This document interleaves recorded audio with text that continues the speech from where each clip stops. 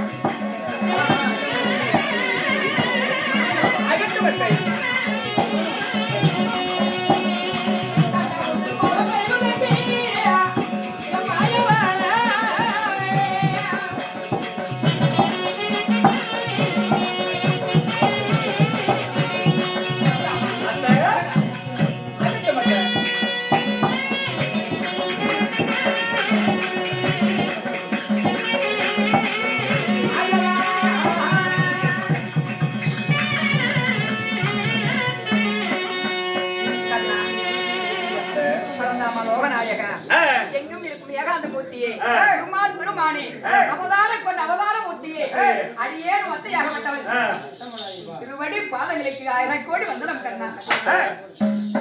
என் பாதத்தை வழிந்ததால் இந்த மறந்த உலகத்துல இன்னும் இருக்கு நீரோடி காலம் வாழ்ந்திருப்பயத்தை தன்யமானே கண்ணா. அத்தை, எத்தனை ஜென்மம் எடுத்தால் உனக்கே அத்தியாக நான் வர வேண்டும். ஆமா, நான் செய்த பாக்கியம் அல்லவா? ஆகட்டும். கண்ணா, இன்னும் இருக்க இந்த மறந்த உலகத்திலும் நீடோடி காலம் வாழ வேண்டும் அத்தை. ஆகட்டும் கண்ணா. அத்தை, சொல் கண்ணா. இன்று வந்த காரணம் என்ன அத்தை? கண்ணா, மாயவா இன்றி என்னை எதிர்பார்த்து வந்திருக்கிறாயே. ஆமா, நான் வர வேண்டும் என்று எதிர்பார்த்தாயே அத்தை என்று கேட்கிறாயே. கண்ணா, அத்தை, எனக்கு ரொம்ப சந்தோஷம். எங்க அத்தையை கண்ணால் பார்த்த உடனே வெகு நாள் ஆட்சி அத்தையை பார்த்து மனம் சந்தோஷமாக இருக்கின்றேன். இன்று வந்த காரணம் ஏன் அத்தை? என் மனதிலே இருக்கும் சஞ்சலத்தை நான் கேட்கவா? சொல்லுங்கள் அத்தை, கூறுங்கள். மாயவா, அத்தை, அந்த தாடி சட்டை அப்படி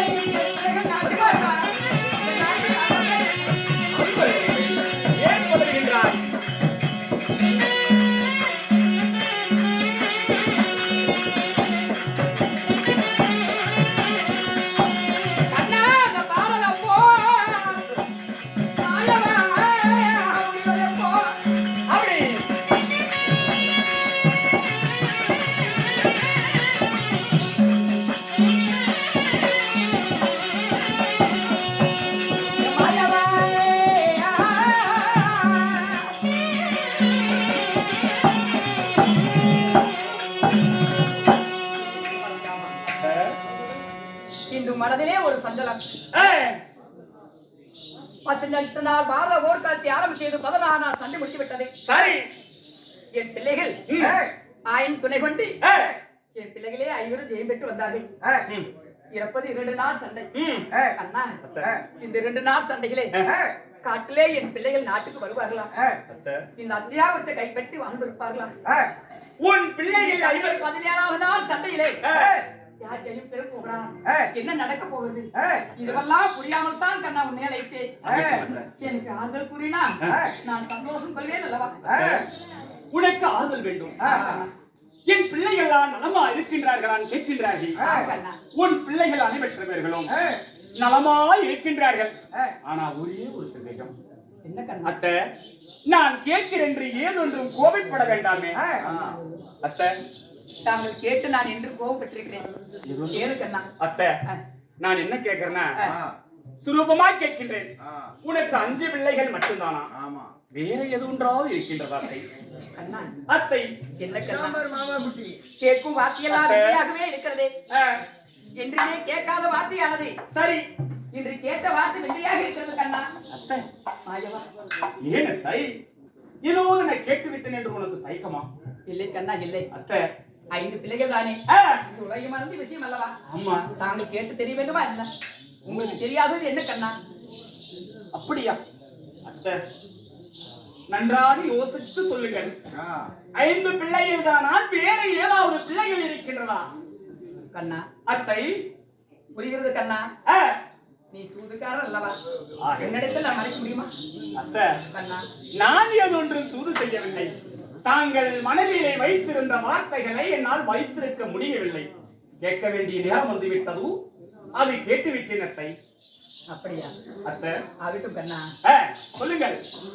5 பிள்ளைகள் தானே, ஆ, வேறொன்றும் இல்லையே என்று கேட்டாயே. ஆமா.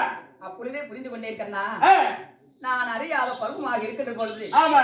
பெரிய ஒரு தவறு செய்து விட்டேன். சரி. அப்பொழுது ஆ, பெண்களுக்கு 7 பருவம்.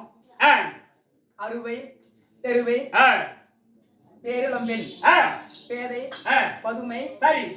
இப்படி எல்லாம் 7 பருவத்தில் ஆ, பதுமை வயதிலே, ஆ, பேத வயது விட்டு பதுமை வயதிலே ஆ, நான் 8 வயதாக இருக்கின்ற பொழுது சரி.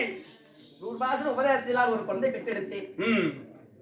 அதை சேர்த்தினா ஆ, எனக்கு 6 பிள்ளைகள். அத்தை, இதுதானே கேட்கின்ற? இதுதான் கேட்டேன். அப்படியா? புரிஞ்சு விட்டதா கண்ணா? அத்தை, சந்தேகம் தீர்ந்து விட்டதா? சந்தேகம் தீர்ந்து விட்டது. ஆ, அத்தை, சொல்லு கண்ணா. இது இன்னொரு சந்தேகம் இருக்கின்றது. என்ன சந்தேகம் என்று கேட்கின்றாய்? ஒரு சந்தேகம் தீர்ந்து விட்டது. எனக்கு தூர்வாச மந்திரத்தால் ஒரு அழகான ஆண் குழந்தை பிறந்து விட்டது என்று வாயால் கூறிவிட்டீர்கள். ஆம் கண்ணா. அத்தை, ஆ, எப்படி தெரியுமா? இன்னைக்கு உனக்கு பிறந்த குழந்தை இந்த 10, 8, 18ஆம் நாள் போர்க்களத்துல 17ஆம் நாள் சண்டையில உன் மகன் ஆகாத பிள்ளை ஆத்துல விட்டுன்னு சொன்ன பத்தியா? அந்த பிள்ளை தான் இன்னைக்கு கடுமையான உத்தம் 8,84,000 குருசத்திர மேடை சமராய உத்தகலம் சண்டைக்கு விடுகின்றான் உன் மகன் கர்ணன். கண்ணா, அத்தை, விளையாடுவதற்கு இதுதான் நேரமா?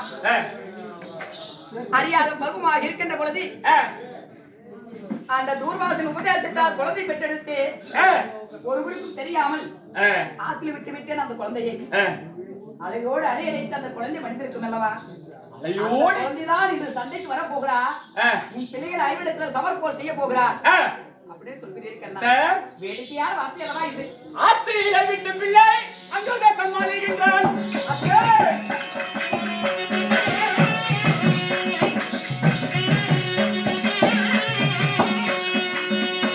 அத்தை, ஆத்திரையில விட்டு பிள்ளை அங்குதான் சமாளிக்கின்றான். அத்தை,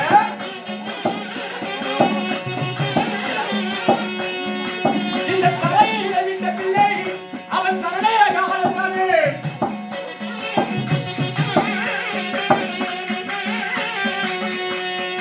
இந்த தலையில விட்ட பிள்ளை அவன் கர்ணனாக ஆளுகிறான்.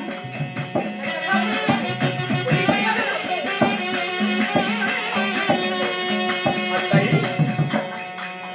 என்னை கண்ணா சொல்றாய்? ஆத்தில விட்டு பிள்ளை அங்கு தேசம் ஆண்டு வருகின்றான். ஆத்தில விட்டு பிள்ளை அங்கு தேசம் ஆண்டு வருகின்றான். நீ தரையில விட்ட பிள்ளை நாடாளும் மன்னனாக கர்ணனாக வாழ்ந்து வருகின்றான். என்ன கண்ணா? ஒரு நாட்டுக்கு அரசன் உன் மகன்தான் கர்ணன். அண்ணன் என் மகனா? உன் மகன்தான் கர்ணன். ஆற்றில் விட்ட குழந்தையானது அவன் அங்கு தேசத்தை வாழ்வதற்குரிய கரணை எப்படி ஆனான்? எப்படி ஆனான்? எப்படி வார்வன் செய்து எப்படி ஆனான்னு கேட்கிற? அத்தை, நெடுநேரம் ஆகிவிடும். சொல்லி விடட்டுமா? சுலபமாக சொல்லட்டுமா?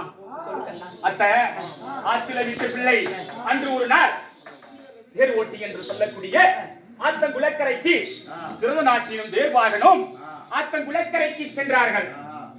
இருவரும் சென்றவுடன் ஆத்தங்குளக்கரையில தண்ணீரில் புகழ பெட்டியை வைத்து பெட்டிக்குள்ளே வைத்த அல்லவா குழந்தைய? ஆம் கண்ணா.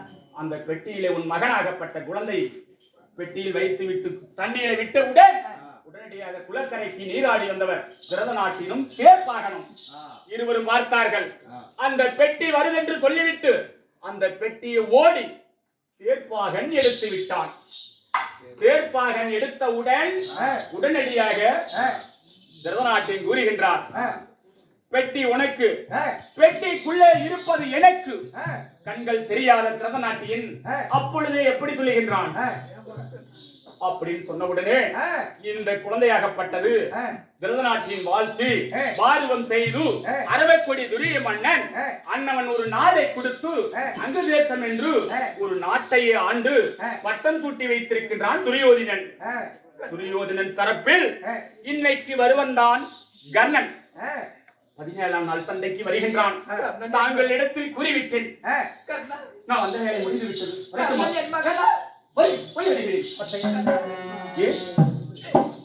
அறியாத பருவத்தில் மந்திரித்தால் பெற்றெடுத்தேன் குழந்தையை. கண்ணி கலியாமல் கல்யாணம் ஆகாமலே கை குழந்தையோடு சென்றார். சரி நகைப்பார் இழுது பேசுவார் என்று ஆத்திரை விட்டேனே குழந்தை. கண்ணவனா கர்ணன். ஆமா கர்ணன் என் பிள்ளையா?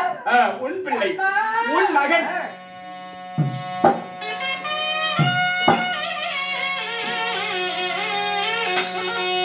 அந்த சண்டையை நிறுத்து கண்ணா.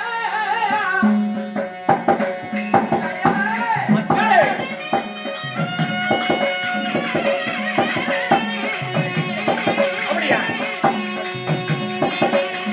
என் பிள்ளைகளுக்கு தங்க நாங்கள் நேரு கண்ணா.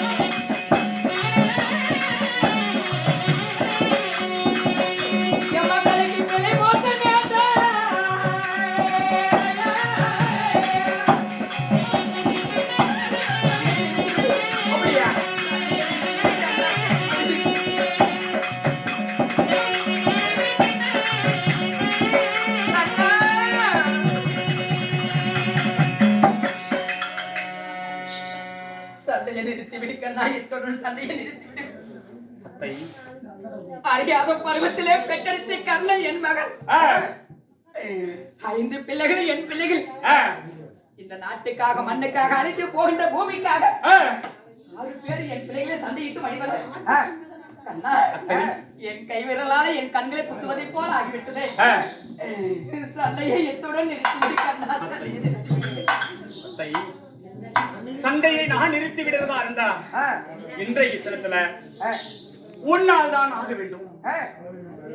அத்தை, சண்டையை நிறுத்த வேண்டும் என்றால் இன்றைய தினத்தில் ஒன்னால் மட்டும்தான் ஆக வேண்டும். இன்று மகன் என்று தெரிந்த பிறகு சண்டை நிறுத்திவிடு கர்ணா என்று சொல்கிறாயே. ஆமா, பாண்டவருக்கு இதுவரைக்கும் பாண்டவர் பட்ட துன்பங்கள் பிள்ளைகள் இந்த நாட்டுக்காக மண்ணுக்காக இந்த பூமிக்காக வனத்திலே வாழ்ந்தார்கள். சரி, அவருக்கு நான் அத்தினாவரத்தை கைப்பற்றி தருகிறேன் என்று சத்தியம் செய்திருக்கிறேன். வைத்த சபதமெல்லாம் நிறைவேற வேண்டும். பாஞ்சாலி இட்ட சபதம் நிறைவேறணும். சண்டை நிறுத்திவிட்டால் இந்த சபதம் எல்லாம் நிறைவேறாமல் போயிடு. இந்த சண்டையும் நடக்கணும். உன் பிள்ளைகளும் ஜெய பெற வேண்டும். அதுக்காக தாங்கள் கூறினீர்கள் அல்லவா வார்த்தைகள். நீங்க என்ன கூறினீங்களோ 10 to 18 நாள் பாரத போர் நடக்கணும். உன் பிள்ளைகள் 5 ராஜர்களும் நலமா இருக்க வேண்டும். அஞ்சோடு இன்னொரு மகன் இருக்கிறான் அல்லவா கர்ணன், அவனும் வேணும்னு சொல்ற. 6 பிள்ளைகளை கூட்டு வந்து சந்தோஷமா வச்சுக்கே. எனக்கெல்லாம் சொல்லி 6 பிள்ளை கூட்டியாந்து சந்தோஷமா வைத்துக் கொள்ளுங்கள். அஞ்சோட 6 சேர்ந்து நல்லா வாழட்டுமே. இந்த சண்டை சமர்கலத்தில் ஒவ்வொரு வைத்த சபதமானது நிறைவேறணும். இந்த சண்டை நடக்கணும். இந்த சண்டை நடப்பதாக இருந்தா என்ன? நான் என்ன சண்டை நடக்க வேண்டும். 17ஆம் நாள் சண்டை நடந்தே தீரணும். அதனால இன்னைக்கு நீ அந்த தேசம் செல்ல வேண்டும். உன் மகனை கர்ணனை பார்க்க வேண்டும். பார்த்து விட்டு வாடா மகனே இளவரசா என்று நீ அழைக்க வேண்டும். வாடா மகனே இளவரசா என்று அழைத்தால் உன்னோட வந்தா கூட்டிட்டு வந்துரு. அப்படி வரவில்லை என்றால் 2 வரங்கள் வாங்கிவிடும். என்ன வரம்? மகனே கர்ணா, எனக்கு 2 வரங்கள் கொடுக்க வேண்டும். உனக்கு ஆரப்பா எதிரி என்று கேள். அப்பா அண்ணவன் கூறுவான், 5 ராஜர்களில் அர்ஜுனன் மட்டும்தான் எதிரி அப்படின்னு சொல்வான். யார் சொல்வான்? உன் மகன் கர்ணன் சொல்வான். அப்ப அர்ஜுனனை மட்டும் ஒரு கணை விடு, மறுகணை 2வது சத்தியம். ஒரு கணை மேல் மறுகணை விட வேண்டாம், 4 வரையும் கொள்ள வேண்டாம் 2வது சத்தியம். அர்ஜுனனை மேலே ஒரு கணை மேலே மறுகணை விட வேண்டாம் என்று இது முதல் சத்தியம். இந்த 2 சத்தியத்தை வாங்கிக் கொண்டு நீ வந்துவிட்டால் இந்த பாரத போர் நடக்கிறதை நான் பார்த்து வருகின்றேன். 2 வரங்கள் வாங்க வேண்டும். பட்சமாக அங்கு நாட்டை முடிசூட்டி வைத்து அண்ணன் பாவித்து அங்கு நாட்டிலே வாழ்ந்து வருகிறான். இப்ப துரியோதன பட்சமாக சமர்களும் செல்கிறான் கர்ணன். ஆமா, அவனிடத்துல சத்தியத்தை வாங்கி விட்டா உன் கையை காப்பாத்துறேன்னு சொல்றீங்க. சத்தியத்தை மட்டும் வாங்கிவிடு. போறேன் கர்ணன். நான் மற்றதை நான் பார்த்து வருகின்றேன். போய் வா கர்ணன் போட்டு போய் வா.